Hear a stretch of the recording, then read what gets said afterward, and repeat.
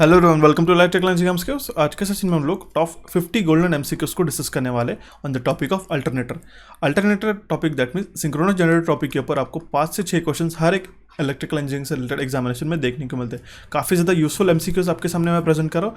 Number of questions हमने इसीलिए ज़्यादा रखे सो दैट आपकी प्रैक्टिस हो सके, और उसी के साथ मैं आपको कॉन्सेप्ट भी इस सेशन में बताने वाला हूँ। और ये सेशन आपके हर एक इलेक्ट्रिकल इंजीनियरिंग एग्जामिनेशन के लिए काफ़ी ज़्यादा यूजफुल होने वाला है, और हम लोग इस सेशन में मॉडरेट लेवल के एमसीक्यूज को भी डिस्कस करेंगे। तो चलिए इस सेशन को शुरू करते हैं विदाउट एनी फर्दर ड्यू। देखिए, प्रीवियस सेशन में मैंने आपको क्वेश्चन पूछा था। ये हमारा प्रीवियस सेशन महाट्रांसको के लिए जो हमने सुपर एमसीक्यू सीरीज शुरू की उसमें था। अगर आपने वो नहीं देखा होगा तो यहाँ पे आई बटन पे आपको लिंक प्रोवाइड करा देता हूँ। उसमें क्वेश्चन ये था, find the magnetic field density of a centre of a solenoid having a finite length which is 1 centimeter and the number of turns is equals to 500 and current carrying which is equals to 2 amperes। Number of हमें magnetic field density find out करनी थी एक solenoid के अंदर जिसकी length है 1 centimetre, उसके number of turns है 500 एंड करंट है उसमें से 2 एम्पियर्स। सबसे पहले मैं बता दूं कि इसका सबसे पहले हमें करेक्ट आंसर दिया, उनका नाम है Dhiru Yadav, Shirish Bhagat, Saurabh Ramteke and electrical concept booster. So shout out to you guys. अगर आप भी चाहते हो कि आपका नाम मेरे नेक्स्ट सेशन में लूँ तो आपको इस सेशन को कंप्लीट ध्यान से देखना है। सेशन के एंड में जो भी मैंने आपको क्वेश्चन पूछा उसका करेक्ट आंसर आपको कमेंट बॉक्स में कमेंट करना होगा। ओके, तो ध्यान में देखिए, इसका करेक्ट आंसर था 0.126 टेस्ला। तो इसका सोल्यूशन में बता देता हूँ, आपको ध्यान में रखना होगा मैग्नेटिक फील्ड डेंसिटी हम लोग किससे डिफाइन करते हैं, बी से, which is equals to mu N I by L. Correct, इसमें सारी वैल्यू सब्स्टिट्यूट कर देते हैं। म्यू का वैल्यू कहता है 4 पाई इंटू 10⁻⁻⁷। एन का वैल्यू कितना है हमारे पास 500 है, 500 टर्न्स का ये सोलेनॉइड है, इंटू करंट कितना है 2 एम्पियर्स का, और हमारे पास लेंथ है 1 सेंटीमीटर के। 1 सेंटीमीटर को हमको मीटर में कन्वर्ट करना पड़ेगा। ठीक है, 1 इंटू 10⁻⁻2 करते हैं। करेक्ट, तो अगर आप इसको कंप्लीटली सॉल्व करते तो you will get 0.126 tesla as the final answer of this question. Okay, तो इसका करेक्ट आंसर था ऑप्शन बी। तो चलिए हम लोग सेशन की ओर चलते हैं, देखते हैं सबसे पहला क्वेश्चन। देखिए, काफ़ी इंपॉर्टेंट 50 एमसीक्यूज को इस सेशन में डिस्कस करने वालों। सेशन को ध्यान से देखिएगा। अगर आपके पास अभी टाइम नहीं तो इसको स्किप बिल्कुल भी मत करना, क्योंकि मैं आपको विथ पॉइंट इसके साथ में इसके जो क्वेश्चन है मैं आपको एक्सप्लेन करने वाला हूँ। उससे रिलेटेड आपको एग्जामिनेशन में कौन से वेरियस क्वेश्चन पूछे जाते हैं ये भी मैं इस सेशन में आपको बताने वाला हूँ। ठीक है, अगर आप स्किप करोगे तो आपका ही इसमें नुकसान है। ठीक है, तो देखते हैं सबसे पहला question, what happens when an alternator is said to be an over excited. अगर हमारा अल्टरनेटर ओवर एक्साइटेड स्टेट में ऑपरेट कर रहा है तो हम लोग उसको क्या कहते हैं, नेगेटिव पावर फैक्टर में ऑपरेट कर रहा है, यूनिटिव पावर फैक्टर में ऑपरेट कर रहा है, लैगिंग या फिर लीडिंग पावर फैक्टर में ऑपरेट कर रहा है। तो ध्यान में रखिएगा, अगर हमारा अल्टरनेटर यहाँ पे पूछा गया है alternator that is synchronous generator की हम लोग बात कर रहे थे, हम लोग सिंक्रोनस जनरेटर की बात कर रहे हैं, तो वो सिंक्रोनस जनरेटर हमारा लैगिंग पावर फैक्टर मोड में ऑपरेट होता है। ठीक है, ऑप्शन सी इसका करेक्ट आंसर होगा। अभी यहाँ पे एक मैंने टेबल आपके लिए मेंशन किया, इंपॉर्टेंट टेबल है, ध्यान में रखिएगा। ओके, इस टेबल में हमारे पास कुछ वैल्यूज गिवन है, दैट इज अगर हमारा एक्साइटेशन क्या है, ओवर एक्साइटेड है, नॉर्मल एक्साइटेड है, या फिर हमारा अंडर एक्साइटेशन है। तो उस केस में दो कंडीशंस आती है, एक तो अल्टरनेटर के ऊपर हमारा उसमें क्या फ़र्क आएगा, और सिंक्रोनस मोटर होती है तो हमारे क्या क्या वैल्यूज चेंज होंगे। अगर ओवर एक्साइटेशन है तो ध्यान में रखिए, यहाँ पे मैंने हाईलाइट करके रखा है, ये क्वेश्चन इंपॉर्टेंट है, एक क्वेश्चन डेफिनेटली एग्जामिनेशन में पूछा जाता है। ओके, ध्यान से सुनिएगा। अगर हमारा अल्टरनेटर है, अगर वो हमारा ओवर एक्साइटेशन में काम कर रहा है, ओवर एक्साइटेशन मोड में ऑपरेट कर रहा है, तो वो डिलीवर करता है क्यू, दैट मीन्स ये रिएक्टिव पावर डिलीवर करता है सिस्टम को। ओके, और वो ऑपरेट करता है लैगिंग पावर फैक्टर में। उसी के उल्टा क्या होता है, अगर सिंक्रोनस मोटर अगर हमारी ओवर एक्साइटेशन मोड में ऑपरेट कर रही है तो वो हमारी डिलीवर करती है क्यू, और वो ऑपरेट करती है रिएक्टिव पावर डिलीवर करती है, और वो ऑपरेट करती है लीडिंग पावर फैक्टर में। ये दो डिफरेंस आपको ध्यान में रखना होगा, एग्जामिनेशन पॉइंट ऑफ व्यू से इंपॉर्टेंट है, और यही फर्स्ट क्वेश्चन में इसीलिए डाला।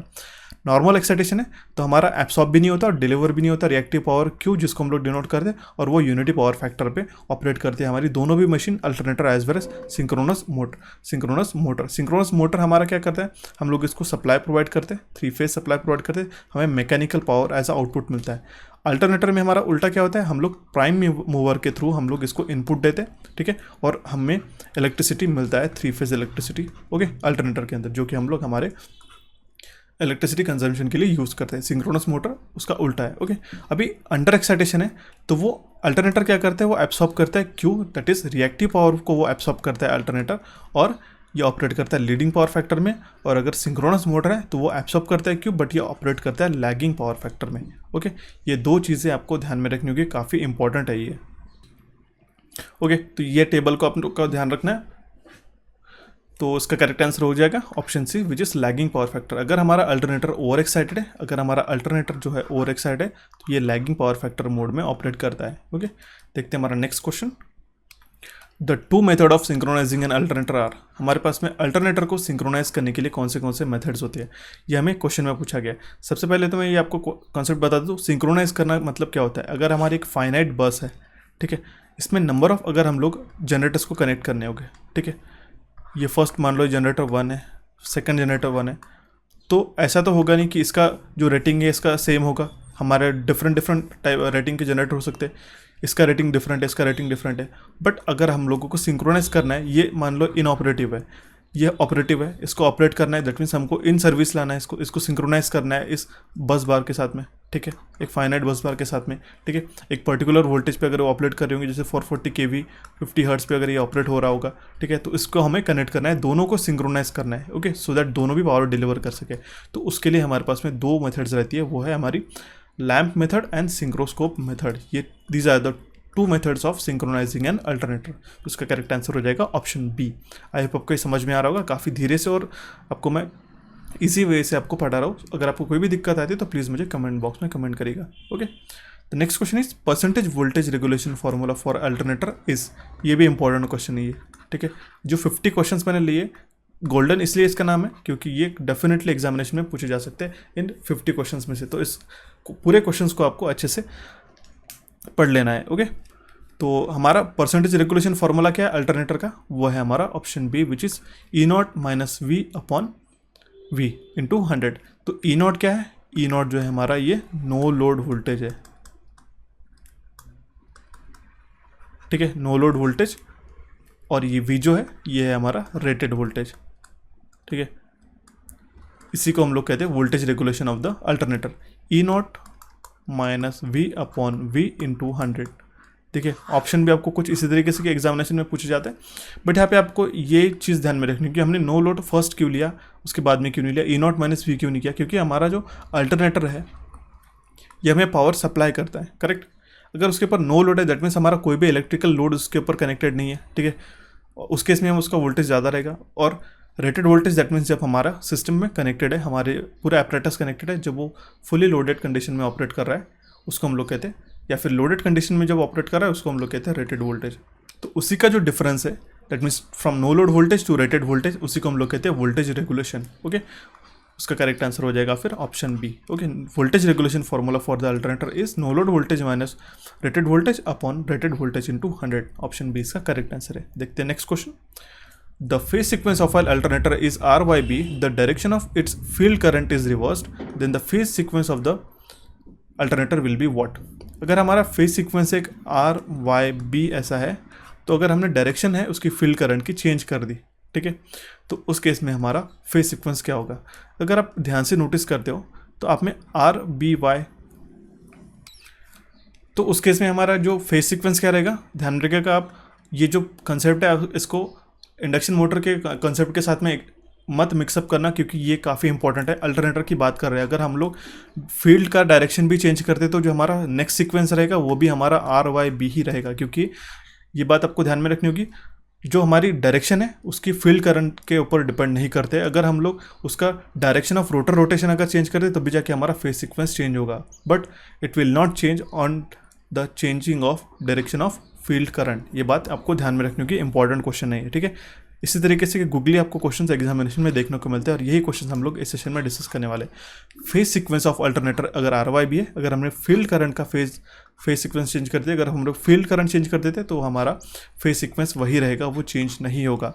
ओके, सो बढ़ते हैं हमारे नेक्स्ट क्वेश्चन की ओर। क्वेश्चन नंबर 5, ये इंपॉर्टेंट क्वेश्चन है, इसमें आपके 3 क्वेश्चन यहीं पे कवर अप हो जाएगा, ठीक है। देखिए मैं कैसे आपको बताता हूँ। The angle between E and V, angle between V and I and the angle between E and I is called as dash dash and dash respectively. Okay, तो उसका करेक्ट आंसर क्या हो जाएगा। सबसे पहले तो हमें ये बात ध्यान में रखनी होगी कि ई एन वी का एंगल क्या होता है, उसको हम लोग क्या कहते हैं, वी एन आई का एंगल क्या होता है और ई एन आई का एंगल क्या होता है, ये भी आपको ध्यान में रखना होगा, ठीक है। डेल को हम लोग क्या कहते हैं, लोड एंगल कहते हैं, फाई को हम लोग कहते हैं लोड पावर फैक्टर एंगल, और Sai that means S Sai को हम लोग कहते हैं इंटरनल पावर फैक्टर एंगल। देखिए आपके लिए एक चार्ट प्रिपेयर किया है मैंने, ये बात आपको ध्यान में रखनी होगी। अगर हमारा लोड एंगल पूछा जाता है तो वो हमारा रहता है एंगल हम लोग इसको सबसे पहले तो डिफाइन करते हैं डेल से, वो रहता है हमारा angle between E and V. Okay, अगर हमारा लोड पावर फैक्टर अगर एंगल हमारे पास पूछा है 5 पूछा है हमारा, तो वो रहता है हमारा V angle between V and I. अगर हमारा इंटरनल पावर फैक्टर एंगल है जिसको हम लोग साई से डिफाइन करते हैं, तो वो है हमारा ई और आई के बीच में जो एंगल रहता है वो है हमारा Sai, that is internal power factor angle. ये इंपॉर्टेंट है, ठीक है। अगर आपको ध्यान में नहीं भी रखते हो तो फिर भी आप इसको रट लेना है, क्योंकि ये एग्जामिनेशन में एक क्वेश्चन डेफिनेटली आपको देता है कि यहाँ पे लोड एंगल पावर एंगल हम लोग किसको डिफाइन करते हैं डेल से, लोड पावर फैक्टर एंगल हम लोग साई को डिफाइन करते हैं थीटा से, या फिर हम लोग किसका बीच में एंगल है, ये भी आपको एग्जामिनेशन में पूछे जाते हैं। तो जो angle between E and V हो जाएगा वो हो जाएगा हमारा डेल, ठीक है। V and I that means हमारा phi, that is V and I, वो हो जाएगा फाई। और अगर हमारा ई एन आई के बीच में एंगल है तो वो हो जाएगा हमारा साई। तो इसका करेक्ट आंसर हो जाएगा ऑप्शन डी। ये इंपॉर्टेंट है आपके लिए, मैंने स्पेशली इसके लिए बनाया सो दैट आप इसको ध्यान में रख सको। हर एक इलेक्ट्रिकल इंजीनियरिंग एग्जामिनेशन में ये क्वेश्चन डेफिनेटली पूछा जाता है सिंक्रोनस जनरेटर के ऊपर, दैट इज अल्टरनेटर टॉपिक के ऊपर। और आपको ये भी बात ध्यान में रखनी होगी कि हम लोग साई को कैसे डिफाइन करते हैं, सम अप करते हैं। Psi is equals to phi plus minus del. Okay, plus कब रहता है जब हमारा लैगिंग पावर फैक्टर रहता है, और माइनस कब रहता है जब हमारा लीडिंग पावर फैक्टर रहता है। ये भी बात आपको ध्यान में रखनी होगी, ठीक है। इंपॉर्टेंट है load angle power factor angle, load power factor angle है, और internal power factor angle Sai, ये किसके बीच में इसका एंगल होता है ये भी आपको ध्यान में रखना होगा, और ये कौन सा एंगल है ये भी आपको नोट करना होगा। ओके, तो आई होप आपको ये क्वेश्चन समझ में आया होगा। देखते हैं हमारा next question, question number 6। So next question is in which type of alternator damper winding is necessary. Damper winding इन चारों ऑप्शन में से किसमें नेसेसरी होता है। ओके, तो ध्यान में रखिएगा डैम्पर वाइंडिंग जो है हमारा सैलिएंट पोल अल्टरनेटर में रिक्वायर्ड रहता है। ओके, क्योंकि आपको पता है सैलिएंट पोल अल्टरनेटर में जिसका डायमीटर लार्ज रहता है और उसके जो पोल्स रहते हैं प्रोजेक्टेड रहते हैं आउटवर्ड्स। ओके, उसमें हमें डैम्पर वाइंडिंग नेसेसरी रहता है। सो इसका करेक्ट आंसर है ऑप्शन ए। सो बढ़ते हैं हमारे नेक्स्ट क्वेश्चन की ओर, question number 7। Find out the condition for parallel operation of alternator. Parallel operation करने के लिए अल्टरनेटर के लिए कौन से इसेंशियल रिक्वायरमेंट है, कौन सी कंडीशन इसेंशियल है, कौन सी कंडीशन हमें फुलफिल करनी रहती है अगर हम लोग दो अल्टरनेटर को पैरेलली ऑपरेट करते हैं। तो उसमें ध्यान में रखिएगा जो दोनों भी वोल्टेजेस है अल्टरनेटर के वो इक्वल होने चाहिए। तो इसका करेक्ट आंसर है option A. Option A is the correct answer for this question. और कुछ और कंडीशंस भी है जो आपको पैरेलल ऑपरेशन ऑफ अल्टरनेटर के लिए ध्यान में रखनी की, जैसे कि phase sequence of the incoming machine voltage and the bus bar voltage should be identical, और दोनों का फ्रीक्वेंसी जो है वो भी सेम होना चाहिए। तो काफ़ी इसेंशियल रिक्वायरमेंट है इसके लिए। और जो फेज एंगल है दोनों भी सिस्टम का वो भी इक्वल होना चाहिए, ठीक है। ये भी बात आपको ध्यान में रखनी होगी। इसी के साथ में voltage of the alternator should be equal and frequency and phase angle should be equal. उसकी बाकी भी सारी कंडीशन है वो आप इसको देख सकते हो। सो देखते हैं हमारा next question, question number 8। The pitch factor is defined as the ratio of EMF of the. यहाँ पे आपके पास 4 ऑप्शंस गिवन है। Full pitch winding to short pitch winding, short pitch coil to full pitch coil, full pitch winding to the concentrated winding, या फिर distributed winding to the full pitch winding. ये हमारे पास 4 ऑप्शंस गिवन है। तो इसका correct answer है option B, short pitch coil to full pitch coil. Okay, pitch factor को हम लोग कैसे लिखते हैं, Kp is equals to resultant EMF of the short pitch coil upon resultant EMF of the full pitch coil. Okay, उसका formula क्या है, Kp is equals to cos of alpha by 2, ध्यान में रखिएगा। ओके, और अल्फा क्या है, ये है angle of short pitch. Okay, ध्यान में रखिएगा Kp is equals to cos of alpha by 2। Okay, इसको हम लोग कैसे डिफाइन करते हैं, it is defined as the ratio of resultant EMF of a short pitch coil to the resultant EMF of the full pitch coil. So इसका correct answer है option B. देखते हैं next question. The speed of a 6 pole 50 hertz alternator is. 6 pole 50 hertz alternator का speed कितना होगा। Simple सा है, इसका सिंक्रोनस मोटर है, सिंक्रोनस जनरेटर है हमारा, तो सिंक्रोनस स्पीड पर रन होगा। Okay, 120 F/P। तो हमारे पास स्पीड फाइंड आउट करना है, NS निकालना है हमें, तो हम लोग मल्टीप्लाई करेंगे 120 इंटू 50 हमारा फ्रीक्वेंसी है, पोल है 6, 2 इंटू 20 इंटू 50 हो जाएगा हमारा 1000 RPM। ऑप्शन सी इसका करेक्ट आंसर हो जाएगा। काफ़ी सिंपल सा इक्वेशन है, काफ़ी बार हमने डिस्कस भी कर लिया है। ओके, बढ़ते हैं नेक्स्ट क्वेश्चन की ओर, question number 10। An exciter used for field excitation of an alternator will be a. हम लोग जो एक्साइटर यूज़ करते हैं फील्ड एक्साइटेशन के लिए अल्टरनेटर के अंदर, देखिए अल्टरनेटर में क्या रहता है, जो आर्मेचर वाइंडिंग्स रहती है वो रहती है हमारी स्टेटर पे। ओके, और ये जो फील्ड रहता है यहाँ पे हम लोग DC प्रोवाइड करते हैं। ओके, जो रोटर रहता है यहाँ पे हम लोग फील्ड वाइंडिंग प्रोवाइड करते हैं, और जो आर्मेचर है यहाँ से हम लोग करंट कलेक्ट करते हैं, ठीक है। तो जो फील्ड एक्साइटेशन के लिए हम लोग जो एक्साइटर लगाते हैं, ठीक है, वो कौन सा रहता है, ये हमें क्वेश्चन में पूछा गया है। तो उसका करेक्ट आंसर है option B, we can use shunt generator for the field excitation of a alternator. Okay, option B इसका करेक्ट आंसर है। और ये जो शंट जनरेटर है ये हम लोग डीसी जनरेटर के सेम शाफ्ट पे कपल करते हैं, ठीक है, छोटा सा जो रहता है इसी से हम लोग इसको फीड करते हैं। ओके, तो जब भी इसका रोटर रोटेट होगा, एक्साइटर प्रोड्यूस करेगा पावर फ्रॉम इलेक्ट्रोमैग्नेट और वो आपको फीड करेगा अल्टरनेटर को। ओके, सो इसका करेक्ट आंसर है option B which is shunt generator. The next question is the stator of an alternator gets overheated due to. जो अल्टरनेटर का स्टेटर है वो ओवरहीट क्यों होता है?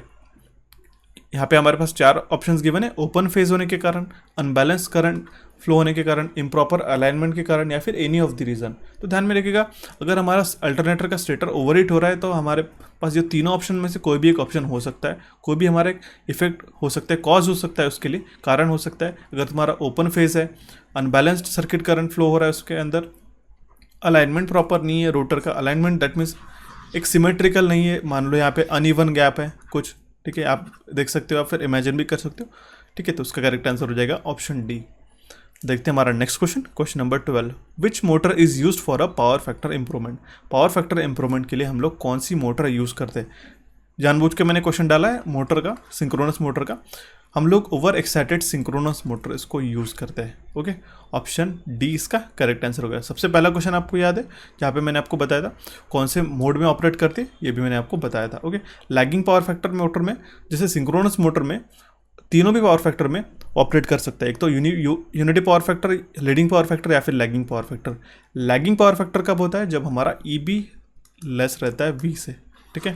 दैट मीन्स फील्ड एक्साइटेशन जब हम लोग ऐसे प्रोवाइड करते हैं, जब हमारा EB is less than V होता है तो हम लोग उसको कहते हैं अंडर एक्साइटेड। ओके, और अगर हमारा लीडिंग है तो हमारा EB ग्रेटर रहता है V से, ठीक है, उससे हम लोग उस केस में हम लोग कहते हैं ओवर एक्साइटेड, और ये ड्रॉ करते हैं लीडिंग करंट को, और इससे पावर फैक्टर इंप्रूव हो जाता है। ओके, और यूनिटी पावर फैक्टर कब होगा? V इज इक्वल टू जब EB होगा तब हमारा यूनिटी पावर फैक्टर रहेगा। ओके, और ये भी बात आपको ध्यान में रखनी है कि अगर हमारी synchronous motor no load condition पे रन कर रही होगी और लीडिंग पावर फैक्टर के पे रन कर रही होगी तो वो वर्क करती है एज अ कैपेसिटर, और ये एज अ सिंक्रोनस मोटर हम लोग पावर फैक्टर इंप्रूवमेंट के लिए भी यूज़ करते हैं। ओके, तो इसका करेक्ट आंसर है ऑप्शन डी।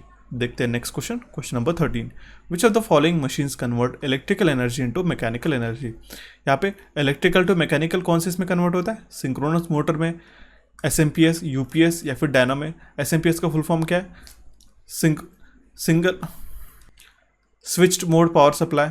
UPS का क्या फुल फॉर्म है? अनइंटरप्टेड पावर सप्लाई, डायनामो या फिर सिंक्रोनस मोटर। तो हम लोग सिंक्रोनस मोटर को यूज़ कर सकते हैं as a conversion of electrical energy into mechanical energy. अगर हम लोग इलेक्ट्रिक एनर्जी इसको प्रोवाइड करते हैं तो ये हमें आउटपुट में, जब इसका शाफ्ट रोटेट होता है तब हमें mechanical energy as a output मिलता है। ओके, डायनामो इसके जस्ट रिवर्स है। ओके, अगर मैकेनिकल टू इलेक्ट्रिकल करना है तो हम लोग डायनामो यूज़ करते हैं, ठीक है। ऑप्शन ए इसका करेक्ट आंसर हो जाएगा। देखते हैं next question, question number 14। The angle between synchronously rotating stator flux and the rotor poles of a synchronous motor is called. जो सिंक्रोनसली रोटेटिंग स्टेटर फ्लक्स है और रोटर पोल्स है, उस एंगल को हम लोग क्या कहते हैं? उस एंगल को हम लोग कहते हैं टॉर्क एंगल। तो उसका करेक्ट आंसर है ऑप्शन बी। और मैक्सिमम एंगल कितना रहता है टॉर्क एंगल का सिंक्रोनस मोटर के अंदर? वो रहता है 90 डिग्री इलेक्ट्रिकल। ये बात आपको ध्यान में रखनी होगी। तो उसका करेक्ट आंसर है option B. The angle between synchronously rotating stator flux and rotor poles of a synchronous motor is called as a torque angle. देखते हैं next question, question number 15। For what purpose the synchronous phase modifier is used in a synchronous motor. हम लोग किस purpose के लिए synchronous phase modifier को use करते हैं सिंक्रोनस मोटर के अंदर? ओके, यहाँ पे 4 ऑप्शंस गिवन है हमारे पास। Improve power factor, reduce power factor, control transmission line voltage या फिर मेंटेन द पावर फैक्टर। तो हम लोग ट्रांसमिशन लाइन के वोल्टेज को कंट्रोल करने के लिए इसको यूज़ करते हैं। इंपॉर्टेंट क्वेश्चन है, ठीक है, इसलिए मैंने इसको अल्टरनेटर में इंक्लूड किया है। ओके, ऑप्शन सी इसका करेक्ट आंसर हो जाएगा। Will see the next question, question number 16। When a 3-phase synchronous generator is supplying a 0 power factor lagging load, the armature field affects the main field in which of the following way? अगर हमारा 3-phase synchronous generator supply कर रहा है 0 power factor lagging load को और हमारा armature field affect करेगा main field को, ठीक है, तो वो कौन से वे में अफेक्ट करेगा, अगर दैट इज वो क्रॉस मैग्नेटाइज करेगा या फिर यहाँ पे 4 ऑप्शन में क्या करेगा, तो दैट मीन्स इसका करेक्ट आंसर है ऑप्शन सी, डायरेक्टली अपोजिट। तो जो आर्मेचर फील्ड है हमारा मेन फील्ड को डायरेक्टली अपोज करेगा। देखिए इसका एक एक्सप्लेनेशन के लिए मैं आपको एक चार्ट मेंशन कर रहा हूँ। सिंक्रोनस मशीन के अंदर और अल्टरनेटर के अंदर ये चार्ट काफ़ी इंपॉर्टेंट है। ओके, अगर हमारे synchronous machine unity power factor है तो दैट मीन्स हमारा जो रिएक्शन है वो है प्योरली क्रॉस मैग्नेटाइजिंग, अगर वो अल्टरनेटर में फिर भी वो क्रॉस मैग्नेटाइजिंग रहते हैं। अगर वो ZPF 0 पावर फैक्टर लैग में ऑपरेट कर रहा है तो वो सिंक्रोनस मशीन के अंदर प्योरली मैग्नेटाइजिंग रहता है, और 0 पावर फैक्टर लैग में ऑपरेट कर रहा है अगर ये अल्टरनेटर का सीन है तो इसमें हम लोग प्योरली डीमैग्नेटाइजिंग ये ऑप्शन टिक करके आते हैं। 0.8 लैग में partially magnetising and partially cross magnetising, इसी के अपोजिट हो जाएगा 0.8 लीड में अल्टरनेटर में, और 0.8 लैग पे इसका क्या होगा, अल्टरनेटर का होगा partially demagnetising and partially cross magnetising, उसी का ये अपोजिट हो जाएगा 0.8 लीड में सिंक्रोनस मशीन के अंदर। ये इंपॉर्टेंट चार्ट है, इसको आप ध्यान से पढ़ के जाइएगा एग्जामिनेशन में। ये कुछ इंपॉर्टेंट पॉइंट मैं बता रहा हूँ। आर्मेचर रिएक्शन कैसा रहता है, इसका मीनिंग क्या रहता है, it is the effect of armature flux on the main flux. Okay, और ये जो आर्मेचर रिएक्शन डिपेंड करता है magnitude of the load and the load power factor. It depends upon the magnitude of load and load power factor. Okay, ये 2 चीज़ें आपको ध्यान में रखनी होगी। और magnetisation is inversely proportional to power factor, ये भी बात आपको ध्यान में रखनी होगी। और नेक्स्ट पॉइंट है, एग्जामिनेशन में पूछा जा सकता है, cross magnetisation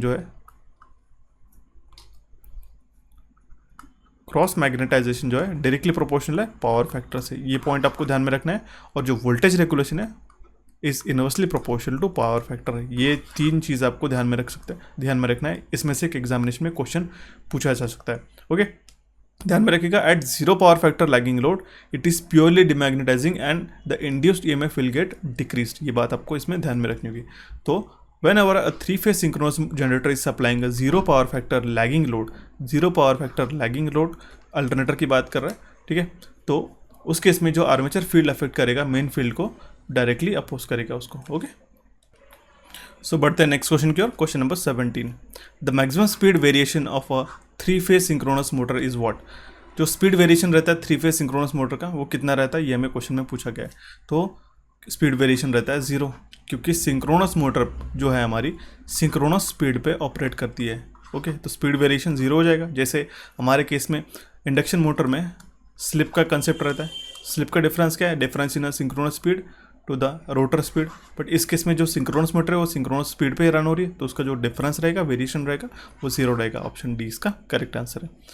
next question is question number 18, which one of the following characteristics is does not applicable to synchronous motor. यहाँ पे जो 4 कैरेक्टरिस्टिक्स गिवन है तो सिंक्रोनस मोटर को अप्लाई नहीं करते। उसमें से कौन से हैं, runs at a constant speed at all loads, suitable to supply only mechanical load, can also be used for power factor improvement, या फिर नॉट अ सेल्फ स्टार्टिंग। तो ऑप्शन बी इसका इनकरेक्ट आंसर हो जाएगा और एक करेक्ट आंसर हो, that is not applicable to synchronous motor. Suitable to supply only mechanical load, ये गलत हो जाएगा ये, ठीक है। बाकी runs at a constant speed, ये तो अभी मैंने बताया आपको। Can also be used for power factor improvement, अभी मैंने आपको बताया कि ओवर एक्साइटेड सिंक्रोनस मोटर जब नो लोड पे रन होती है तब we can use it for a power factor improvement, और उस टाइम पे वो एज अ वर्क करती है एज अ वेरिएबल कैपेसिटर जैसा, ठीक है। और it is not a self starting, yes, ये भी इसका स्टेटमेंट करेक्ट है, तो इसका इनकरेक्ट स्टेटमेंट है ऑप्शन बी। ओके, बढ़ते हमारे नेक्स्ट क्वेश्चन की ओर। क्वेश्चन नंबर 19, ये इंपॉर्टेंट है, very important question of this session, क्योंकि एग्जामिनेशन में आपको 2 कर्व्स डेफिनेटली देखने को मिल सकते हैं, कि वी कर्व या फिर इन्वर्टेड वी कर्व। उसमें से आपको किसके बीच में वो ड्रॉ किया जाता है ये भी एग्जामिनेशन में पूछते हैं। ओके, तो जो वी कर्व है सिंक्रोनस मोटर का, हम लोग किसका रिलेशनशिप बताते हैं, DC field current and armature current. Okay, the V curve of synchronous motor shows the relationship between DC field current and the armature current. Okay, इसी का मैं आपको थोड़ी देर के बाद में इन्वर्टेड वी कर्व भी बताऊंगा। यहाँ पे आप ग्राफ में देख सकते हो armature current versus field excitation. तो इस केस में नो लोड, हाफ लोड और फुल लोड के 3 ग्राफ्स है। ओके, तो जो फुल लोड का ग्राफ रहता है, यहाँ पे स्पेशली एक चीज़ मैं बता दूँ, ये एक लीस्ट कंसर्न दिखाता है after a full load with a variation in field current. Okay, तो इसमें इसका करेक्ट आंसर है option C, DC field current and the armature current, ये इसका करेक्ट आंसर हो जाएगा। सो बढ़ते हैं नेक्स्ट क्वेश्चन की ओर। Question number 20, a synchronous machine is called as a doubly excited machine because. Synchronous machine को हम लोग डबली एक्साइटेड मशीन क्यों कहते हैं, क्योंकि उसके रोटर और स्टेटर पे दोनों भी एक्साइटेशन रहता है। ओके, दैट मीन्स इस फिगर में आप देख सकते हो डीसी एक्साइटेशन हम लोग रोटर पे प्रोवाइड कर रहे हैं और हम लोग स्टेटर को 3 फेज सप्लाई कनेक्ट कर रहे हैं। दोनों भी जगह एक्साइटेशन है, दोनों भी जगह फील्ड प्रेजेंट है, इसलिए हम लोग इसको कहते हैं डबली एक्साइटेड मशीन, सिंक्रोनस मशीन को। तो इसका करेक्ट आंसर हो जाएगा ऑप्शन सी। सो बढ़ते हैं नेक्स्ट क्वेश्चन की ओर। Question number 21, stability of a synchronous machine. जो सिंक्रोनस मशीन की स्टेबिलिटी है वो डिक्रीज होती है, इंक्रीज होती है, या फिर remains same with its increase in excitation. तो जो स्टेबिलिटी सिंक्रोनस मशीन की है वो इंक्रीज होती है विथ इंक्रीज इन एक्साइटेशन। तो ऑप्शन बी इसका करेक्ट आंसर हो जाएगा। ध्यान में रखिएगा, इंपॉर्टेंट क्वेश्चन है ये भी, ठीक है। इस तरीके से आपको क्वेश्चन पूछे जा सकते हैं एग्जामिनेशन में। देखते हैं next question, question number 22, what is the use of static frequency changer in a motor. Static frequency changer motor में हम लोग किसके लिए यूज करते हैं? तो to achieve a speed regulation. Option B इसका करेक्ट आंसर हो जाएगा। देखते हैं next question, question number 23, armature of a 3-phase alternator has a 90 slots. The alternator has a 6 poles. Calculate the distribution factor. यहाँ पे मैं डिस्ट्रीब्यूशन फैक्टर पूछा गया है, ठीक है। डिस्ट्रीब्यूशन फैक्टर का सबसे पहले तो आपको ये फॉर्मूला पता होना चाहिए, वो है sine of n alpha by 2 upon n sine alpha by 2। Okay, इस केस में आपको स्लॉट्स पर पोल निकालने की ज़रूरत होगी, ठीक है। स्लॉट्स पर पोल हम लोग कैसे निकालेंगे? कितने स्लॉट्स हैं? 90, पोल्स कितने हैं हमारे पास? 6, 90 डिवाइडेड बाय 6 आ जाएगी हमारे पास 15 स्लॉट्स पर पोल आ गया हमारे पास। और slot angle that means alpha का वैल्यू जो होगा, स्लॉट एंगल वो हो जाएगा हमारा 180 degree upon number of slots per pole. तो नंबर ऑफ स्लॉट्स पर पोल कितने हैं? 50। 180 को अगर हम लोग 50 से डिवाइड करते हैं तो हमें मिलता है 20 डिग्री इलेक्ट्रिकल, ठीक है। ये बात आपको ध्यान में रखनी होगी। इसके बाद में हमारे पास क्या है? स्लॉट्स पर पोल पर फेज निकालना है, तो आ जाएगा हमारे पास स्लॉट्स पर पोल कितना है? 15 अपॉन फेज कितना है? 3 फेज, तो आ जाएगा हमारे पास 5। दैट मीन्स एन का वैल्यू जो आ गया हमारे पास आ गया 5। तो हम लोग इसमें सारी वैल्यू सब्स्टिट्यूट करते हैं। एन अगर sine n that means 5 into alpha का वैल्यू कितना है? 12 upon 2 upon n that means 5 into sine of alpha that means कितना है? 12 अपॉन 2। ओके, तो इसको सॉल्व कर लेते हैं, you will get 0.957 as the distribution factor. Okay, तो इसका करेक्ट आंसर आ जाएगा, दैट मीन्स के डी का वैल्यू आ जाएगा हमारे पास 0.957। Option D will be correct answer. देखिए, slot factor, distribution factor, pitch factor, ये जो सारे फैक्टर्स से रिलेटेड टर्म्स है, इसमें एक ना एक क्वेश्चन आपको अल्टरनेटिव टॉपिक से पूछा जाता है, तो इसलिए इसमें ये चीज़ें आपको ध्यान में रखनी होगी। अगर आपको एक पर्टिकुलर सेशन चाहिए केपी और केडी के बीच में अगर कन्फ्यूजन क्लियर करने के लिए, तो आप प्लीज़ मुझे कमेंट बॉक्स में कमेंट करिएगा कि सर हाँ, हमें केपी और केडी से रिलेटेड जो भी कन्फ्यूजन होता है, स्लॉट एंगल, शॉर्ट पिचिंग क्या होता है, फुल पिचिंग क्या होता है, उसका क्या इफेक्ट होता है, उसके लिए हम लोग एक स्पेशल सेशंस बना लेंगे आप एक रिक्वेस्ट के अकॉर्डिंग। तो आप मुझे प्लीज़ कमेंट करिएगा। देखते हैं next question, question number 24, high speed alternator are generally termed as a turbo alternators. तो they are characteristics by, high speed alternators को हम लोग टर्बो अल्टरनेटर्स कहते हैं। उसमें उसकी कैरेक्टरिस्टिक्स कैसी रहती है? या फिर एक तो डायमीटर में, लेंथ में ज़्यादा रहते हैं या फिर कम में रहते हैं। ये आपको टर्बो अल्टरनेटर के केस में क्या होता है, यहाँ पे 4 ऑप्शन गिवन है, उसमें से आपको चूज़ करना है। तो ध्यान में रखिएगा, जो हाई स्पीड अल्टरनेटर रहते हैं उसका डायमीटर शॉर्ट रहता है, और उसकी जो एक्सियल लेंथ है, ये एक्सियल लेंथ ये ज़्यादा रहती है। ओके, तो ऑप्शन सी इसका करेक्ट आंसर हो जाएगा। आपके रेफरेंस के लिए मैंने यहाँ पे एक इमेज इंक्लूड किया। देखिए, ये है टर्बो अल्टरनेटर्स, ओके, जो कि हम स्टीम टर्बाइन्स में यूज़ करते हैं। तो इसकी अगर आप देख सकते होगे, ठीक है, इसका जो एक्सियल लेंथ है वो काफ़ी ज़्यादा है, ठीक है, और इसका जो डायमीटर है ये कम है, okay, as compare to normal. तो इसका करेक्ट आंसर हो जाएगा option C, which is short diameter and long axial length. उसी के उल्टा होता है सेलियंट पोल रोटर का, जिसमें हम लोग क्या कहते हैं, वो होता है उसका डायमीटर लार्ज और उसका जो एक्सियल लेंथ रहता है वो कम रहता है, ठीक है। मैं आपको आगे आने वाले स्लाइड्स में बता दूंगा। अभी के लिए इसका करेक्ट आंसर है option C. Next question is distribution winding and a fractional pitching employed in a AC machine results in. Distribution winding and fractional pitching हम लोग किसके लिए यूज़ करते हैं? For reduction of the EMF and harmonics. Option D इसका correct answer हो जाएगा। The next question is in a modern alternator what will be the specific value of SCR। SCR meaning क्या होता है? सिलिकॉन कंट्रोल रेक्टिफायर नहीं, ध्यान में रखिएगा। SCR that means short circuit ratio. SCR को अगर हम लोग डिफाइन करते हैं तो SCR को हम लोग इस तरीके से डिफाइन करते हैं, the main field current required to generate rated voltage under open circuit condition to the main field required to produce the rated armature current under short circuit condition. ठीक है, ध्यान में रखिए, मैं फिर से एक बार दोहरा रहा हूँ। The main field current required to generate the rated voltage under open circuit condition and main field current required to produce rated armature current. ठीक है, यहाँ पे ओपन सर्किट वोल्टेज पूछा गया, रेटेड वोल्टेज वी रेटेड हम लोग उसके थे। दैट मीन्स हमें जितना मेन फील्ड करंट रिक्वायर्ड रहता है कि हम लोग वी रेटेड जनरेट कर सके under the open circuit condition, और हमें कितना इसका रेशियो है to the main field current required by the field to produce the rated armature current under short circuit condition. इसी को हम लोग कहते हैं शॉर्ट सर्किट रेशियो। इसी को हम लोग कहते हैं IFM upon IFA which will be equals to 1 upon ZS। Okay, इसको हम लोग सैचुरेटेड भी ये कंडीशन रहती है, तो इज इक्वल्स टू 1 बाय आ जाएगा हमारा XS। ओके, पर यूनिट में वैल्यू। तो SCR के कुछ रेंजेस रहती है। ठीक है, वेरियस अल्टरनेटर के लिए, वेरियस रोटर टाइप के लिए, सिलेंड्रिकल के लिए उसका सिंक्रोनस मशीन के सिलेंड्रिकल रोटर टाइप के लिए इसका शॉर्ट सर्किट रेशियो का वैल्यू रहता है बिटवीन 0.6 टू 0.9। ये बात आपको ध्यान में रखनी होगी। इंस्टेड ऑफ मल्टीपल MCQ मैंने एक ही MCQ में ट्राई किया कि ये सारी चीज़ें आपको कवर करा सकूँ। इंपॉर्टेंट है, ध्यान में रखिएगा। ये एक क्वेश्चन से हम लोग 4 क्वेश्चन अभी कर रहे हैं। ठीक है, तो सिलेंड्रिकल रोटर के लिए हमारे पास 0.6 टू 0.9 का वैल्यू रहता है। सिंक्रोनस कंडेंसर के लिए जो वैल्यू रहता है, सिंक्रोनस कंडेंसर के लिए जो वैल्यू रहता है वो रहता है 0.4, and for salient pole the value ranges between 0.9 to 1.5। ठीक है, in the modern alternator what will be the specific value of SCR, तो इस केस में हो जाएगा 1/2 0.5। ओके, ऑप्शन सी इसका करेक्ट आंसर हो जाएगा। और एक मैं आपको एनालिसिस बता रहा हूँ कि आपको कुछ कंक्लूजन इससे रिलेटेड ध्यान में रखनी चाहिए, एग्जामिनेशन में पूछा जाता है। SCR is directly proportional to size, which is directly proportional to the cost, and it is directly proportional to the P out, and it is directly proportional to the PSY, that is synchronizing power, and directly proportional to the stability। Stability को अगर हम लोग improve करना है तो SCR का value भी हमें हाई रखना पड़ता है, और वो भी डायरेक्टली रिलेट करता है हमारे एक्साइटेशन से।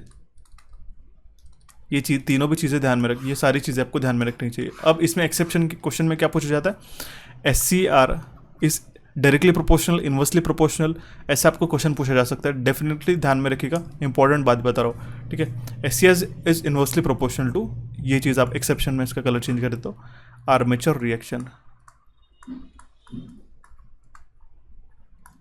ये एक पॉइंट एक्सेप्शन आपको ध्यान में रखना होगा, बाकी सारे आपको डायरेक्टली प्रोपोर्शनल करके आप मार्क कर सकते हो। And SCR is again inversely proportional to the voltage regulation. ये भी चीज़ आपको ध्यान में रखना होगा। ओके, 2 टर्म्स है इसमें। SCR डायरेक्टली प्रोपोर्शनल है साइज से, कॉस्ट से, P out, P synchronising power, output power, stability and excitation से, बट इन्वर्सली प्रोपोर्शनल है। ये 2 इंपॉर्टेंट है, आर्मेचर रिएक्शन और वोल्टेज रेगुलेशन से। ये एग्जामिनेशन में डेफिनेटली पूछा जा सकता है। ये क्वेश्चन काफ़ी इंपॉर्टेंट क्वेश्चन है। ठीक है, गेट में भी ये क्वेश्चन पूछा गया है 3 बार। ओके, तो इसका करेक्ट आंसर है ऑप्शन सी। सो देखते हैं हमारे नेक्स्ट क्वेश्चन की ओर, क्वेश्चन नंबर 27। नेक्स्ट क्वेश्चन क्या कह रहा है हमारे पास, which of the following is true regarding the armature of a synchronous machine. Synchronous machine के आर्मेचर के रिगार्डिंग यहाँ पे 4 स्टेटमेंट्स गिवन है, कौन से इसमें से ट्रू है। It reduces the number of slip rings on the rotor, correct. Armature is associated with the large power as compare to the field circuit, correct. Due to the armature it is difficult to provide high voltage insulation on the rotor. Okay, armature के कारण जो कि हमारे stator में रहता है, तो हम लोग हाई वोल्टेज प्रोवाइड कर सकते हैं इसमें रोटर पे। ओके, हम लोग आर्मेचर के कारण हाई वोल्टेज इंसुलेशन प्रोवाइड करना डिफिकल्ट हो जाता है, यही यहाँ पे स्टेटमेंट में गिवन है। और इसका करेक्ट आंसर हो जाएगा फिर option D, which is all of the above. ये सारे करेक्ट है with respect to the synchronous machine. Okay, एक मैं आपको नोट बता देता हूँ, आपको सिंक्रोनस मशीन में 2 चीज़ें ध्यान में रखनी होगी कि आर्मेचर वाइंडिंग जो है वो रहती है हमारी स्टेटर पे, और जो फील्ड वाइंडिंग रहती है जस्ट अपोजिट DC मशीन, वो रहती है हमारी रोटर पे। ठीक है, क्योंकि हमें अगर रोटर पे अगर हम लोग फील्ड वाइंडिंग हम लोग कनेक्ट करते हैं तो we will only require 2 slip rings, number of brushes will be only 2। But in the case of stator अगर ये 3 फेज मशीन है तो उसमें 3 हमें लगेंगे, तो यहाँ पे हमारा रिड्यूस भी हो रहा है। ठीक है, नंबर ऑफ ब्रशेस रिक्वायरमेंट, और आर्मेचर को इतना इंसुलेशन प्रोवाइड करना इजी नहीं रहता है, इसीलिए हम लोग फील्ड वाइंडिंग रोटर पे अप्लाई करते हैं, रोटर पे यूज़ करते हैं। ओके, तो इसका करेक्ट आंसर हो जाएगा ऑप्शन डी, और इससे रिलेटेड ये कुछ एक्स्ट्रा इन्फॉर्मेशन थी। The next question is the inverted we curve of alternator is drawn between. ये क्वेश्चन भी इंपॉर्टेंट है। Okay, inverted we curve alternator का हम लोग कौन से दो पैरामीटर के बीच में ड्रॉ करते हैं, तो वो हम लोग ड्रॉ करते हैं power factor versus field current के बीच में, तो ऑप्शन डी इसका करेक्ट आंसर हो जाएगा। ठीक है, ये हो गया इन्वर्टेड वी, पावर फैक्टर हो गया हमारा एक्स वाई एक्सिस पे, ठीक है, और एक्स एक्सिस पे हो गया हमारा एक्साइटेशन। हम लोग एक्साइटेशन किससे करते हैं, आई एफ को चेंज करके, ठीक है, फील्ड करंट। तो इन्वर्टेड वी कर्व कुछ इस तरीके से आ जाएगा। अगर हम लोग इसको और सिंप्लीफाइड मैनर में देखते हैं तो यहाँ पे आ जाएगा आपका यूनिटी पावर फैक्टर। यहाँ राइट हैंड साइड मूव करते हो तो हमारा जो क्यू है वो डिलीवर होता है, हम लोग रिएक्टिव पावर डिलीवर करते हैं, बट इस केस में हमारा पावर फैक्टर क्या रहता है, ये रहता है हमारा लैगिंग पावर फैक्टर। ये इंपॉर्टेंट है, मैंने स्टार्टिंग में बताया था आपको। ओके, और इस केस में जो रहता है वो रहता है हमारा लीडिंग पावर फैक्टर। ठीक है, तो इन्वर्टेड वी कर्व हम लोग ड्रॉ करते हैं power factor and I F के बीच में, तो इसका करेक्ट आंसर था ऑप्शन डी। सो देखते हैं next question, question number 29। The V curve of alternator is drawn between. V curve हम लोग कौन से दो पैरामीटर्स के बीच में ड्रॉ करते हैं, तो उसका करेक्ट आंसर हो जाएगा option A, which is I versus I F, armature current versus field current के बीच में हम लोग वी कर्व हम लोग ड्रॉ करते हैं अल्टरनेटर का। इन्वर्टेड वी कर्व हम लोग किसके बीच में ड्रॉ करते हैं, ये बात ध्यान में रखना होगा, power factor versus I F, ठीक है, और वी कर्व हम लोग ड्रॉ करते हैं armature current versus I F के बीच में। ओके, इसका करेक्ट आंसर हो जाएगा ऑप्शन ए। तो वी कर्व कुछ इस तरीके से रहता है, ठीक है, सेम यहाँ पे यूपीएफ रहेगा, that means unity power factor.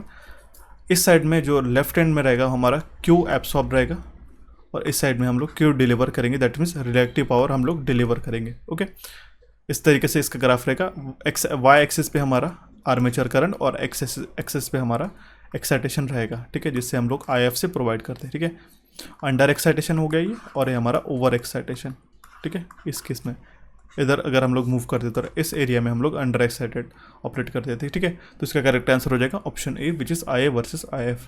Will see the next question, which is question number 30। In a synchronous alternator which of the following coils have a EMF closer to the sine wave form. इन चारों options में से कौन सा coils में हम लोगों को पर्टिकुलर परफेक्ट एक ईएमएफ साइन वेव मिलेगा हमें, ठीक है। यहाँ पे क्वेश्चन में यही पूछा गया, in synchronous alternator which of the following coils, यहाँ पे 4 कॉइल्स गिवन है, इसमें से कौन सा एक कॉइल हम लोग यूज़ करेंगे तो we will get exact sine wave. Okay, कुछ इस तरीके से परफेक्ट साइन वेव।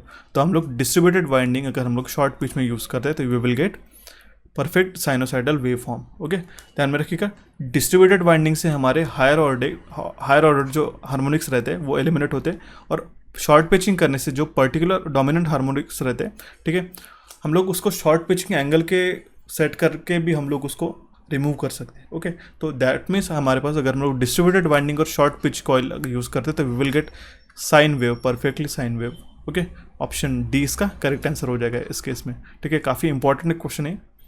देखते हैं next question, question number 31। The rated voltage of alternator used in a power station is usually what.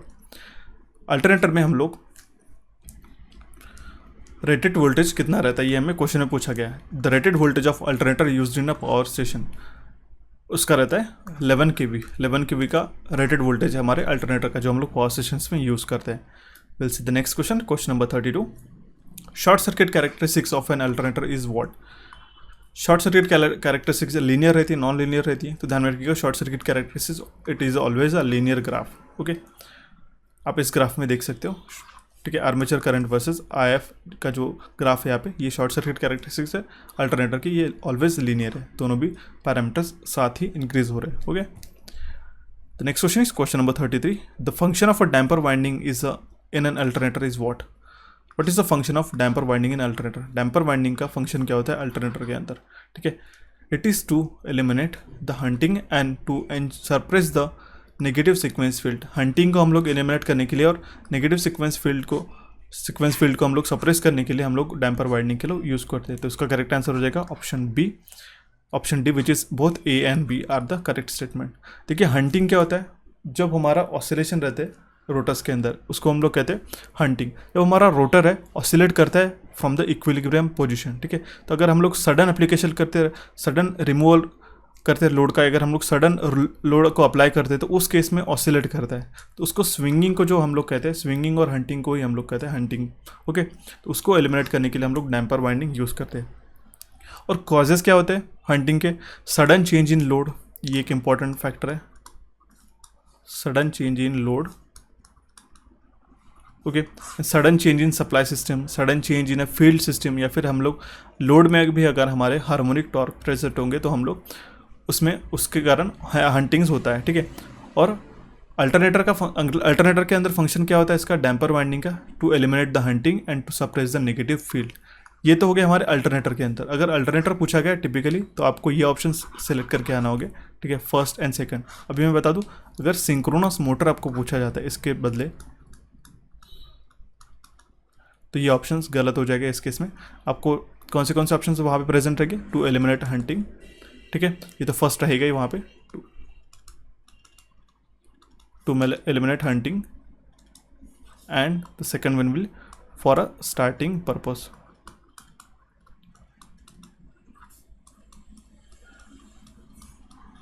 Okay, ये दो ऑप्शन वैलिड रहेंगे सिंक्रोनस मोटर की केस में। Okay, in the case of damper winding. So इसका correct answer था option D. Will see the next question, question number 34। Alternator are usually design to generate which type of AC voltage? Alternator को हम लोग किस तरीके से कैसे हम लोग डिज़ाइन करते हैं सो दैट हम लोग हमारा जो वोल्टेज रहेगा वो किस तरीके से रहेगा। ठीक है, alternator are usually design to generate which type of AC voltage, कौन से टाइप ऑफ एसी वोल्टेज को हम लोग जनरेट करते हैं, with variable frequency, fixed frequency, with fixed current या फिर fixed power factor.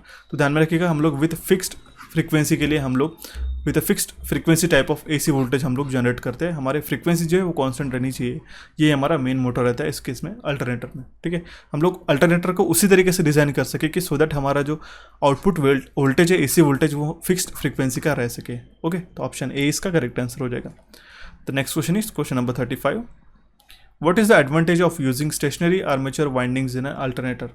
Stationery windings हम लोग यूज़ करते हैं अल्टरनेटर में। ओके, वो हम लोग किसके लिए यूज़ करते हैं? दैट मीन्स क्वेश्चन में यही पूछा गया, स्टेशनरी आर्मेचर वाइंडिंग क्यों यूज़ करते हैं अल्टरनेटर के अंदर। तो ध्यान में रखिएगा, सबसे पहला तो ये फर्स्ट पॉइंट रहेगा कि हमारा जो करंट कलेक्शन रहेगा, स्टेटर पे हम लोग आर्मेचर वाइंडिंग यूज़ करते हैं, मैंने अभी आपको बताया था। ठीक है, और डीसी में हम लोग यहाँ पे 2 पोल मशीन अगर हम लोग बनाते थे तो यहाँ पे हम लोग प्लस माइनस ये डीसी फील्ड हो गया। ठीक है, तो इस केस में हमारे जो नंबर ऑफ ब्रशेस रिक्वायर्ड रहेंगे वो सिर्फ 2 रहेंगे, और इस केस में यहाँ पे हम लोग करंट कलेक्शन है, ये स्टैटिक रहेगा, ये रोटेटिंग रहेगा। ठीक है, तो जो करंट कलेक्शन रहेगा वो हमारा इजी रहेगा अगर हम लोग स्टेशनरी आर्मेचर वाइंडिंग यूज़ करते हैं, अगर हम लोग स्टेटर पे आर्मेचर वाइंडिंग यूज़ करते हैं तो। ओके, अल्टरनेटर के अंदर फर्स्ट तो पॉइंट वो हो गया।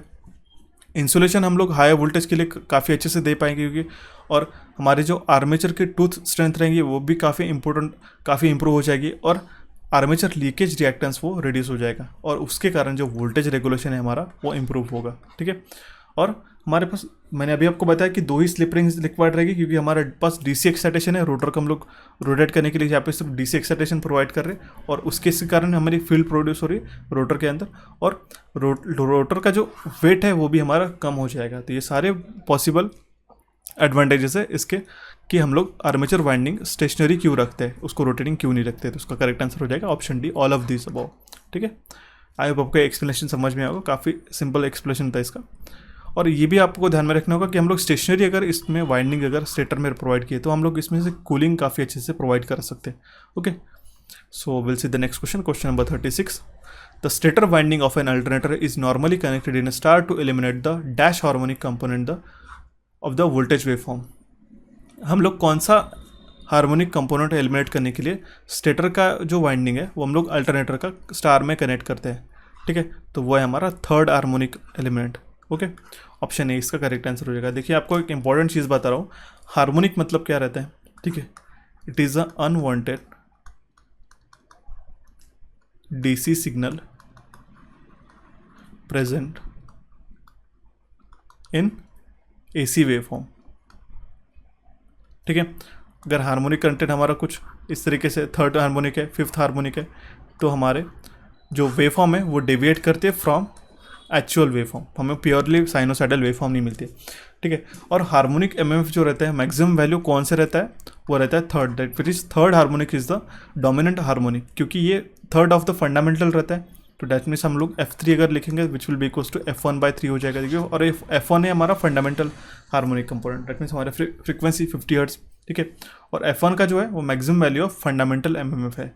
तो इस केस में हमारे पास 3x1, 3x3, 3x5, 3x7, ये जो है 3, 9, 15, 21, ये जो है हमारे ट्रिप्लान हार्मोनिक्स इसको कहते हैं, या फिर हम लोग इसको जीरो सीक्वेंस हार्मोनिक्स भी कहते हैं, और हम लोग इसको कोफेजल हार्मोनिक्स भी कहते हैं। ये तीन चीज़ें आपको ध्यान में रखनी होगी। और थर्ड हार्मोनिक वोल्टेज जनरेट करता है हमारा वोल्टेजेस में, ठीक है, बट वो एलिमिनेट हो जाता है लाइन वोल्टेज में। फेज वोल्टेज में प्रेजेंट रहता है, ध्यान में रखिएगा, ये जो थर्ड हार्मोनिक है फेज वोल्टेज में प्रेजेंट रहता है, बट ये एलिमिनेट हो जाता है जब हमारा उसमें लाइन वोल्टेज में कन्वर्ट हो जाता है, इसलिए हम लोग स्टार वाइंडिंग्स यूज़ करते हैं, ओके।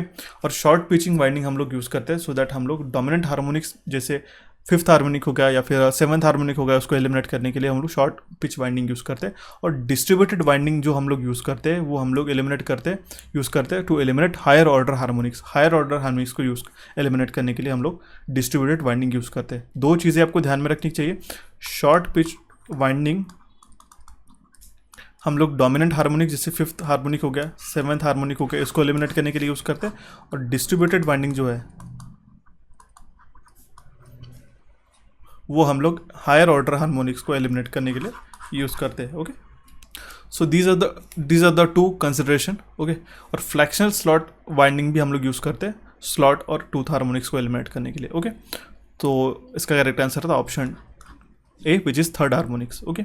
स्टार को हम लोग इसलिए कनेक्ट करते हैं स्टेटर वाइंडिंग को, सो दैट हम लोग थर्ड हार्मोनिक को एलिमिनेट कर सके। Will see the next question, question number 37। Important question है, ठीक है, असिस्टेंट इंजीनियर के एग्जामिनेशन में आपको पूछा जा सकता है। The relative of a fifth harmonic with respect to the fundamental MMF और पोल इज। फिफ्थ हार्मोनिक की स्पीड कितनी रहेगी related to the with respect to हमारे फंडामेंटल एमएमएफ की, ओके। तो एक चीज़ आपको ध्यान में रखनी होगी कि स्पेस हार्मोनिक की स्पीड की जो स्पीड रहती है, स्पेस हार्मोनिक का जो स्पीड रहता है वो रहता है 6k-1, ओके। और उस केस में हमारे पास क्या हार्मोनिक्स रहेंगे 5, 11, 17, 23 जैसे इस तरीके से हो गए, ओके। और ये रोटेट करेगी हमारे अपोजिट डायरेक्शन में, ठीक है, 5, 11, 17, 23 and so on into NS, okay. ये हमारे अपोजिट डायरेक्शन या फिर रिवर्स डायरेक्शन में रोटेट करेंगे, क्योंकि ये नेगेटिव सीक्वेंस हार्मोनिक्स है, okay. These are the negative sequence harmonics. और जो स्पेस हार्मोनिक्स है हमारे स्पीड है स्पेस हार्मोनिक्स की, वो रहेगी हमारी 6k+1 के इसमें, ठीक है। जो हमारे ऑर्डर रहेगा 6k+1 का हार्मोनिक्स का, दैट मीन्स हमारे पास 7, 13, 19, 25 इस ऑर्डर के जो हार्मोनिक्स रहेंगे इसको हम लोग कहते हैं ये रोटेट होंगे फॉरवर्ड डायरेक्शन में, और इसका जो स्पीड रहेगा, और हम लोग इसको क्यों कहते हैं, क्योंकि ये पॉजिटिव सीक्वेंस हार्मोनिक्स है। These are the positive sequence harmonics. Negative sequence harmonics are the 5, 11, 17, 23 and so on, and positive sequence harmonics are 7, 13, 19, 25, okay. तो दैट मीन्स हमारा जो स्पीड रहता है टाइम हार्मोनिक्स का वो रहता है 6k-1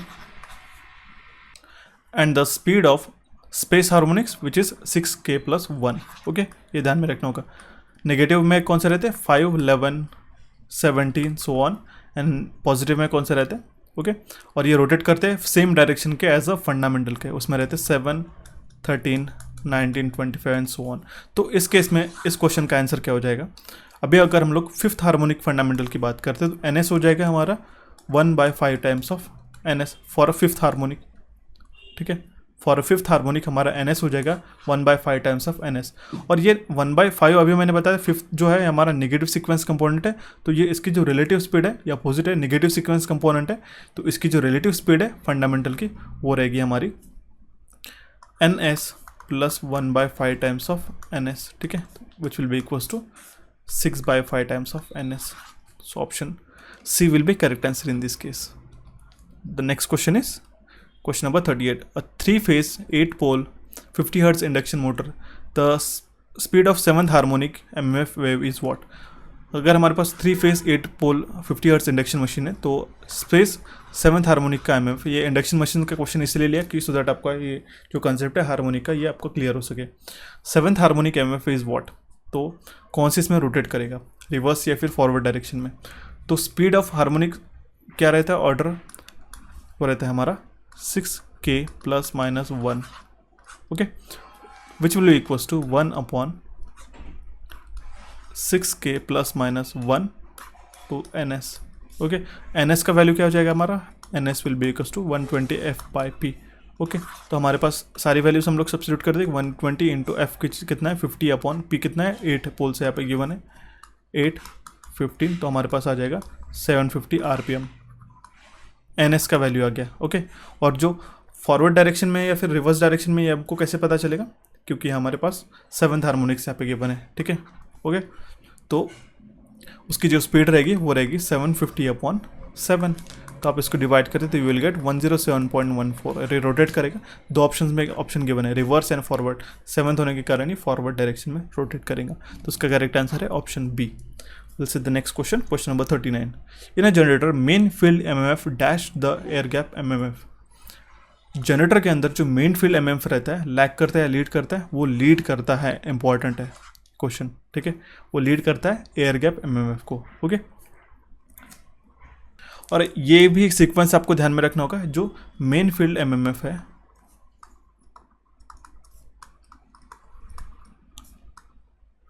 वो लीड करता है एयर गैप MMF को, और ये एयर गैप MMF जो है वो लीड करता है आर्मेचर MMF को, ठीक है। ये तीनों चीज़ें ध्यान में रखनी होगी, ओके। ऑप्शन बी इसका करेक्ट आंसर हो जाएगा। Will see the next question, question number 40। Which of the following method would give a higher than the actual value of regulation of an alternator, ZPF method, MMF method, EMF method या फिर ASA method, इसमें से हमारा कौन सा rated देना actual से ज़्यादा हमारे पास रेगुलेशन प्रोवाइड करेगा अल्टरनेटर का, तो उसका करेक्ट आंसर है ऑप्शन सी, EMF मेथड हमें इन तीनों भी मेथड में से ज़्यादा वोल्टेज रेगुलेशन शो करेगा, ओके। तो उस केस में मैं आपको एक डिसेंडिंग ऑर्डर में उसका एक सीक्वेंस बता देता हूँ, आपको कभी इसके बाद में कन्फ्यूजन नहीं होगा। ASA मेथड में दैट मीन्स क्या होता है, अमेरिकन स्टैंडर्ड एसोसिएशन, ये आपको ध्यान में रखना होगा, ठीक है। तो डिक्रीजिंग ऑर्डर में अगर हम लोग लिखते हैं तो सबसे पहले आता है हमारा EMF मेथड, देन आता है हमारा saturated synchronous method, saturated synchronous impedance method, then आता है हमारा ASA मेथड, देन आता है हमारा ZPF zero power factor method, then आता है MMF मेथड। तो सबसे ज़्यादा रहता है EMF मेथड का, तो option C will be correct answer in this case. Will see the next question, question number 41। The field system of an alternator is usually excited what, field system जो है alternator का हम लोग कितने voltage पे excite करते हैं, 220 kV, KVs में तो इसका आंसर रहता ही नहीं। सबसे पहली बात तो ध्यान में रखनी है 110 to 220 वोल्ट AC DC पे, that means 125 to 250 volt DC पे हम लोग अल्टरनेटर का जो फील्ड वाइंडिंग है हम लोग एक्साइट करते हैं, तो ऑप्शन बी इसका करेक्ट आंसर हो जाएगा। DC सिस्टम है, फील्ड पे पूछा गया है हम लोग कौन से टर्मिनल्स यूज़ करते हैं, plus and minus, DC signal that is जो कि वैल्यू करता है 125, और हम लोग 250 volt DC system supply use करते हैं in order to produce the field which is required in the alternator. So उसका करेक्ट आंसर हो जाएगा option B. Will see the next question, question number 42। Hydro generators are generally employed to run at what, hydro generators उसका speed सबसे कम रहता है, आपको ध्यान में रखना होगा, ओके। उसका स्पीड रहेगा 500 RPMs, ऑप्शन बी इसका करेक्ट आंसर हो जाएगा।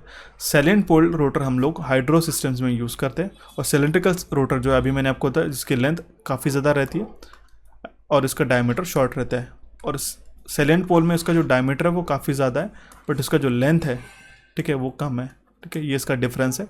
सिलेंड्रिकल रोटर हम लोग हाई स्पीड एप्लीकेशंस में यूज़ करते हैं, और सैलेंट पोल रोटर जो है हम लोग लो स्पीड में यूज़ करते हैं, ठीक है। तो जनरली जो हाइड्रो जनरेटर रहते हैं वो हम लोग मोर नंबर ऑफ पोल्स के लिए रहते हैं, जैसे मोर देन 12, अगर हम लोग 12 भी कंसिडर करते हैं तो हमारा जो स्पीड आ जाएगा n which will be equal to 120 into f/p। तो 12 हम लोग सब्स्टिट्यूट करते हैं, फ्रीक्वेंसी अगर हम 50 मान लेते तो 12 which is 10 which will be equals to 500 RPM। ये इसका स्पीड आ जाएगा। दैट इज हाइड्रो जनरेशन में हम लोग salient pole type of rotor use करते हैं और उसका जो स्पीड है वो है 500 RPMs। ओके, रोटेशन रिवॉल्यूशन पर मिनट, कितना रिवॉल्यूशन वो 1 मिनट के अंदर कर रहा है, उसी को हम लोग कहते हैं रिवॉल्यूशन पर मिनट। सो देखते हैं next question, question number 43। The most appropriate operating speed of in RPM of a generator used in a thermal, nuclear and hydropower plant will be। Thermal में, न्यूक्लियर में और हाइड्रो पावर प्लांट में हम लोग कौन से यहाँ पे RPMs के रोटर यूज़ करेंगे, कौन सा हम लोग अल्टरनेटर यूज़ करेंगे, ठीक है। तो उसमें ऑप्शन आपका बी करेक्ट हो जाएगा, क्योंकि डिक्रीजिंग ऑर्डर में थर्मल में हम लोग 3000 यूज़ कर सकते हैं, न्यूक्लियर में भी हम लोग 3000 हाई स्पीड अल्टरनेटर यूज़ करेंगे, देन हाइड्रो पावर में उससे कम। तो ये यही ऑप्शन में गिवन है। Okay, which is option B will be correct answer in this case. The next question is question number 44. Two mechanically coupled alternator delivers the power at 50 Hz and 60 Hz respectively. The highest speed of alternator. अगर दो mechanically coupled alternator हैं हमारे पास, वो power deliver कर रहा है, ठीक है, ये अल्टरनेटर कनेक्टेड है, दोनों भी एक मिक्स है, ठीक है। इस केस में तो जो पावर डिलीवरी होगा वो 50 Hz एंड 60 Hz पे कितनी हाईएस्ट स्पीड रहेगी, हमें क्वेश्चन में पूछा गया है, ठीक है।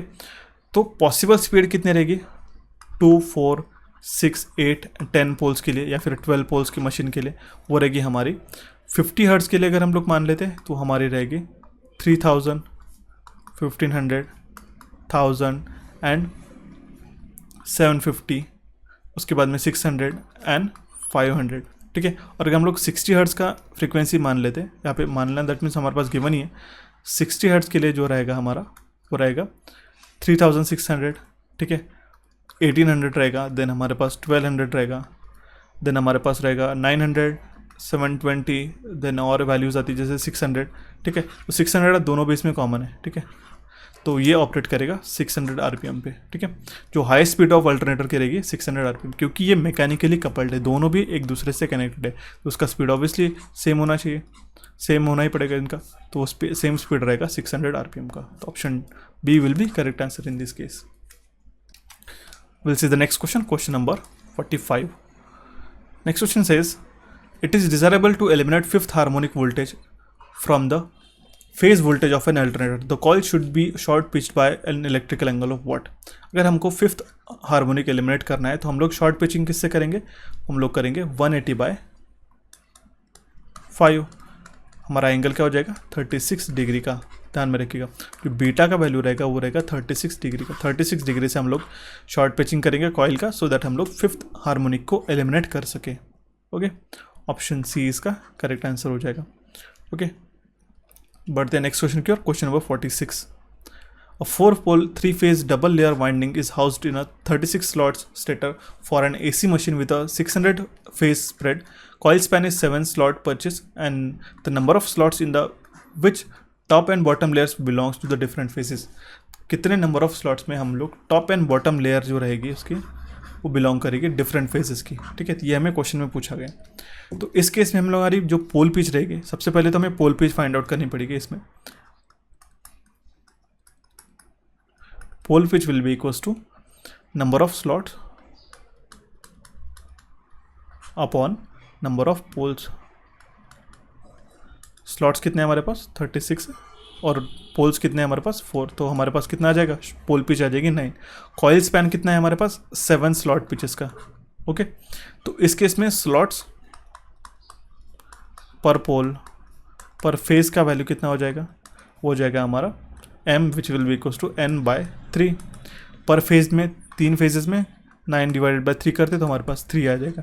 तो उस केस में हमारे पास 3 स्लॉट में रहेंगे, that means there are 3 slots in a 1 phases. एक फेज में हमारे पास 3 स्लॉट्स रहेंगे, ठीक है। ओके, और अगर वो कॉर्ड होती है 2 स्लॉट से, ठीक है, ये बात आपको ध्यान में रखना होगा। अगर हम लोग कॉर्डिंग करते हैं 2 स्लॉट से, तो उस केस में तीनों में से 2 जो रहेंगे वो डिफरेंट फेज रहेंगे, और दैट मीन्स दोनों में से 36 या फिर 24 डिफरेंट पोल्स रहेंगे। तो अगर और उसमें से जो 36 टोटल रहेंगे, ठीक है, स्लॉट्स में से, उसमें से 24 जो रहेंगे वो रहेंगे हमारे डिफरेंट फेजेस के। इंपॉर्टेंट क्वेश्चन है, ध्यान में रखिएगा, क्योंकि टोटल नंबर ऑफ स्लॉट्स हमारे पास 36 है और हमारे पास 3 तीन में से जो दो फेजेस है वो डिफरेंट फेज के है, यही हमें क्वेश्चन में पूछा गया था. The number of slots which top and bottom layer belongs to the different phases is. तो तीन में से जो दो फेजेस रहेंगे वो डिफरेंट इसके रहेंगे. दैट मीन्स 36 में से हमारे जो 24 रहेंगे वो डिफरेंट फेज के रहेंगे. ओके, तो ऑप्शन ए इसका करेक्ट आंसर है. Will see the next question, question number 47. Power factor of an alternator is driven by constant prime mover can be changed by changing its. Power factor हम लोग alternator का जो constant prime mover मतलब क्या होता है, जो हम लोग मैकेनिकल इनपुट प्रोवाइड करते हैं बाय अदर मीन. जैसे हम लोग टर्बाइंस कनेक्ट करते हैं, स्टीम टर्बाइन, उसको हम लोग रोटेट करते हैं शाफ्ट को हमारे अल्टरनेटर के, हम सो दैट हम लोग एज अ मैकेनिकल इनपुट इसको प्रोवाइड कर रहे हैं. ठीक है, अगर वो ड्राइव कर रहा है कांस्टेंट स्पीड पे, तो हम लोग उसका पावर फैक्टर कैसे चेंज करेंगे. तो हम लोग उसका पावर फैक्टर चेंज करेंगे by using changing the field excitation. तो हम लोग फील्ड एक्साइटेशन चेंज करके भी उसका चेंज कर सकते हैं. और उसमें ये भी बात आपको ध्यान में रखनी होगी कि एक्टिव पावर जो हम लोग डिलीवर करते हैं सिंक्रोनस जनरेटर का, वो डिपेंड करता है इनपुट पे, प्राइम मूवर के इनपुट पे. Active power depends upon the prime mover input and the power factor will and reactive power जो हमारा डिपेंड करता है वो डिपेंड करता है फील्ड एक्साइटेशन पे.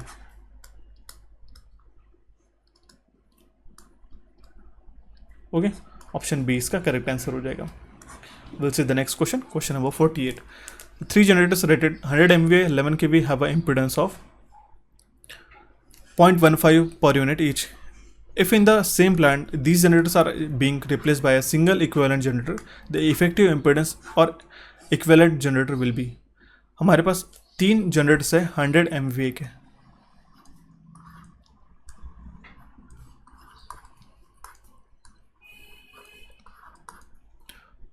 उनका जो पर यूनिट इम्पेडेंस है वो है 0.15 एंड 0.15. ओके, तो उस केस में हमारा जो इफेक्टिव इम्पेडेंस रहेगा वो तीनों का पैरेलल इक्विवेलेंट रहेगा. That means 0.15 parallel to 0.15 parallel to 0.15. तीनों भी सेम वैल्यूज़ के हैं, तो हम लोग को सिंपली इसको डिवाइड करेंगे 3 से, तो we will get our final answer as a 0.05. Okay, यहाँ पे ऑप्शन बी में आप कंसिडर कर सकते हैं 0.05 per unit will be its correct answer. Okay, तो option B which is 0.05 per unit will be its correct answer. Okay, यहाँ पे एक जीरो एलिमिनेट कर सकते हैं, बट इसका करेक्ट आंसर है 0.05. ओके, क्योंकि 15 को अगर आप लोग 0.15 को अगर आप 3 से डिवाइड करते तो you will get 0.05 as the correct answer. But the next question here, question number 49. Field excitation of a 20 amperes in a certain alternator results in a armature current of a 400 amperes in a short circuit and a terminal voltage of 2000 volts in an open circuit. The magnitude of the internal voltage drop within the machine at a load current of 200 amperes is what? हमारे पास एक field excitation है 20 amperes का alternator के अंदर, वो result कर रहा है, वो हमें प्रोड्यूस कर रहा है 400 एम्पियर्स शॉर्ट सर्किट में, और उसका टर्मिनल वोल्टेज है 2000 वोल्ट ओपन सर्किट में. अगर हमारा मैग्नीट्यूड है इंटरनल वोल्टेज ड्रॉप का मशीन के अंदर, हमें वो फाइंड आउट करना है the magnitude of internal voltage drop with in the machine, अगर लोड करंट हमारा 200 एम्पियर्स का है तो. ओके, तो हम लोग इसको कैसे सॉल्व करेंगे, कैसे अटेम्प्ट करेंगे. तो जनरली हमारा क्या रहता है, इफेक्टिव आर्मेचर रेजिस्टेंस वो रहता है हमारा RE. ओके, और वो काफ़ी कम रहता है एज कम्पेयर टू एक्सेस जो हमारा सिंक्रोनस रिएक्टेंस रहता है उससे, और वो दैट मीन्स वो इक्वलेंट हो जाता है हमारे synchronous impedance which is ZS. वो ऑलमोस्ट इक्वल हो जाता है सिंक्रोनस इम्पिडेंस, क्योंकि हमारा इफेक्टिव रेजिस्टेंस काफ़ी कम रहता है. और सिंक्रोनस रिएक्टेंस को हम लोग कैसे लिखते हैं, Xs equals to VOC upon ISC upon at constant IF. ये हमारा कॉन्स्टेंट रहता है. ठीक है, तो इस केस में जो VOC हो जाएगा हमारे पास 2000 अपॉन ISC है हमारे पास 400, तो we will get 5 ohms as the X s का value, that is synchronous reactance. तो इंटरनल वोल्टेज ड्रॉप क्या होगा, I इंटू एक्सेस. I हमारा कितना है 200 एम्पियर्स का, ठीक है, इंटू हमारे पास 5 ohms का अगर मल्टीप्लाई करते हैं तो will get 1000 volt as a voltage drop. Option D इसका करेक्ट आंसर हो जाएगा. देखते हैं हमारे नेक्स्ट क्वेश्चन की ओर, question number 50. Modern alternator are designed to have a poor regulation because. Modern alternator का पुअर रेगुलेशन क्यों रहता है, क्योंकि to limit the value of short circuit current. Short circuit value का करंट का लिमिट करने के लिए हमारे मॉडर्न अल्टरनेटर का रेगुलेशन पुअर रहता है. ओके, क्योंकि हम लोग जो मॉडर्न अल्टरनेटर को डिज़ाइन करते हैं हाई रिएक्टेंस के लिए, ठीक है, फॉर अ हाई रिएक्टेंस के लिए हम लोग डिज़ाइन करते हैं, सो दैट हम शॉर्ट सर्किट करंट को एलिमिनेट कर सके। ठीक है, तो ये थे हमारे 50 questions of the alternator, very important question थे ये। ओके, नेक्स्ट सेशन के लिए मैं आपको क्वेश्चन छोड़ के जा रहा हूँ, इसका करेक्ट आंसर को आपको हमें कमेंट बॉक्स में कमेंट करना होगा।